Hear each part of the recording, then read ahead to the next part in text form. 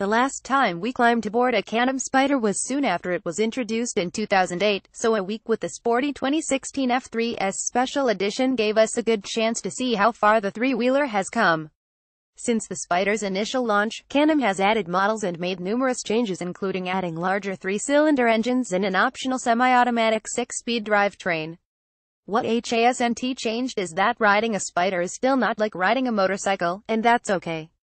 There's a few mental notes to make before getting on a CanAm Spyder. Don't counter-steer like you do with a motorcycle. There's only a foot brake, and there's no clutch action with the semi-automatic transmission. Chalk it up to long-term memory loss, but all of those reminders still aren't enough to prepare us for just how different the riding experience is. Steering two front wheels means all of the rider interaction has to come from your upper body.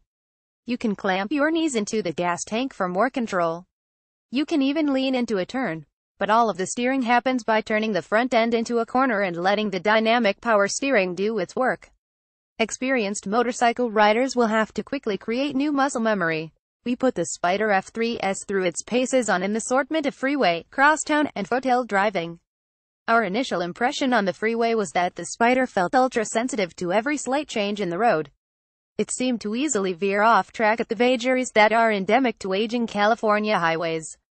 We were also unsure as to how hard we could take corners because it initially felt like an outside wheel could come up off the ground. Despite all of the listed stability and traction control systems CanAm has been equipping Spyders with since they first rolled off of the production line. Needless to say, this left us searching for a better riding experience. The trick, we discovered, is to forget everything you know about riding a motorcycle, then ride it like you stole it. Diving hard into turns becomes easier and more fun when you plant your outside foot on the foot peg and lean your body into the turn. The redistribution of weight has a negligible effect on maintaining vehicle stability, but it does force you to guide the handlebars into the turn, rather than manhandling them like you're riding a wild steer. We put this to the test on some twisty roads through the foothills that make up the gold country of California, and the result was both palpable and exhilarating.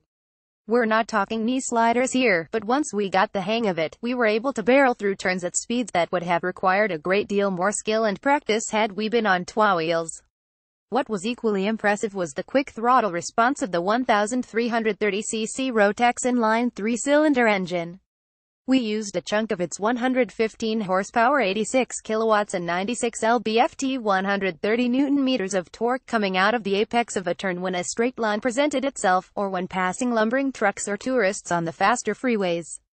Redline sits at 7,250 revolutions per minute, but the F3S seems to run best at around 4,000 revolutions per minute in every gear.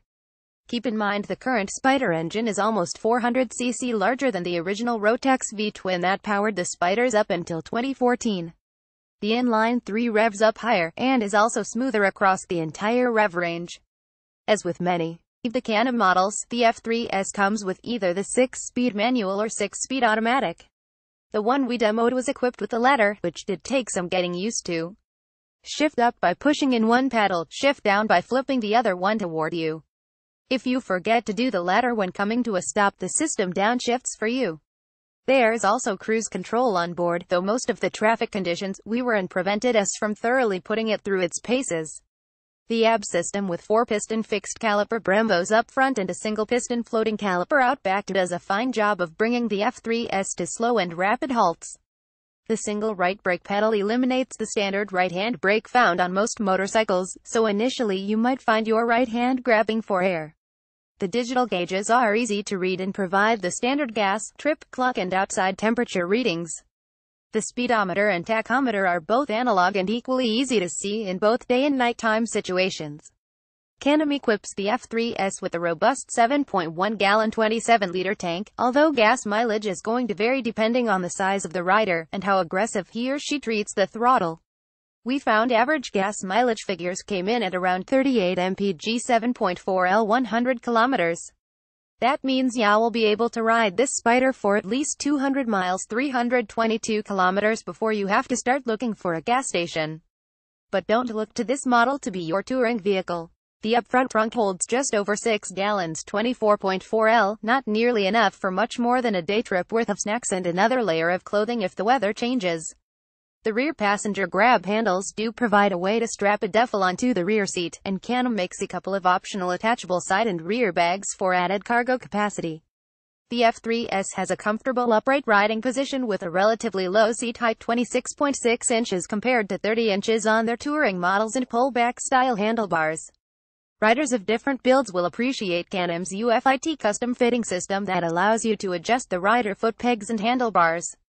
We didn't have to make those adjustments, but they appear to be pretty easy to do by loosening a few bolts. The overall ride was surprisingly smooth thanks to the anti-roll bar and gas-charged Fox podium shocks on the two wheels in the front, and the basic mono shock in the rear. If we have any nits with the Spyder, it's the seemingly complicated starting process. Turn on the key and you have to wait for the warning that advises you to read the safety placard that comes with the bike. It only takes a few seconds for this to scroll through, but once completed you press a left-hand mode switch, push the red power button in, then hit the start switch.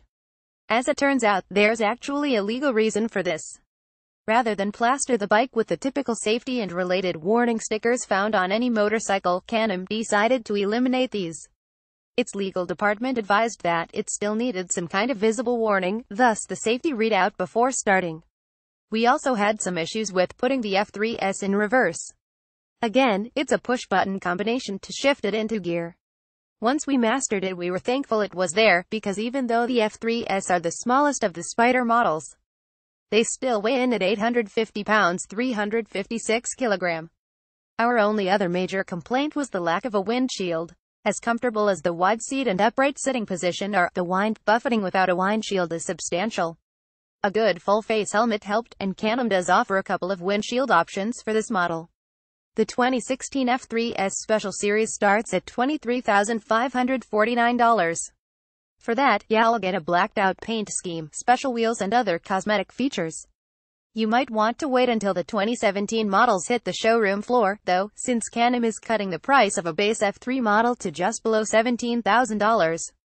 The F3S with a new sports mode that lets you drift starts at $21,249. Experienced motorcycle riders may be reluctant to give up two wheels for three. But for the person who has little to no motorcycle experience, and who wants that same wind-in-the-face feeling, the CanAm Spyder F3S may be just the ticket. View Gallery 18 images.